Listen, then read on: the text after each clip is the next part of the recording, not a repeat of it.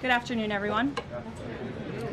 When you read the manifesto of this shooter, ask yourselves, how different is the rhetoric from this almost assassin than what you read on social media and hear in various forums every single day? The answer, if you're being honest with yourself, is that there is no difference at all. Much of the manifesto of the would-be assassin is indistinguishable from the words that we hear daily from so many. For example, as the First Lady of the United States pointed out this morning, just 2 days prior to the shooting, ABC's late-night host Jimmy Kimmel disgustingly called First Lady Melania Trump an expectant widow. Who in their right minds says a wife would be glowing over the potential murder of her beloved husband? And having experienced what I did with the First Lady on Saturday night, I can tell you that she was anything but that. This kind of rhetoric about the president, the First Lady, and his supporters is completely deranged, and it's unbelievable that the American people are consuming it night after night after night. As President Trump said on Saturday night at this podium, we as Americans must recommit ourselves to resolving our differences peacefully and uniting around the shared values that make our country great. Aisha. Just on the rhetoric, you mentioned the First Lady and Jimmy Kimmel. Jimmy Kimmel's comments were, "Mrs. Trump, you have a glow like an expectant widow."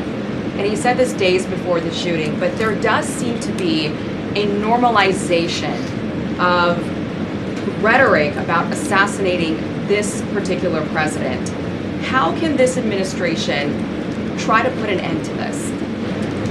Well, I think you heard it directly from the president on Saturday night, Aisha, that in his words, we need to recommit ourselves as a country to toning down the rhetoric and to unifying around what makes our country great. That's true of everyone who works in this White House, but as I said, it's also true of everyone who has a voice and a platform across this country, whether you're on television, a podcast host,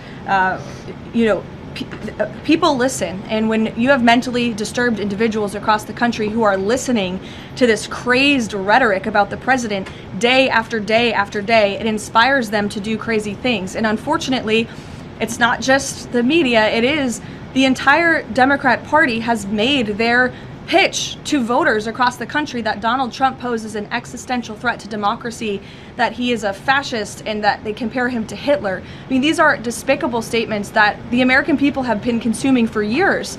And so many mentally perturbed individuals are led to believe these words are truth and then are inspired to act on it. These are Democrat elected officials calling for war against the President of the United States and his supporters. I could go on and on, but again, when you have people in positions of power that are saying things like this every single day for years, you are inspiring violence by people who are already mentally ill. And that's what we've seen against this president for far too long. If you like this video, then like, share, and subscribe to Mirror Now.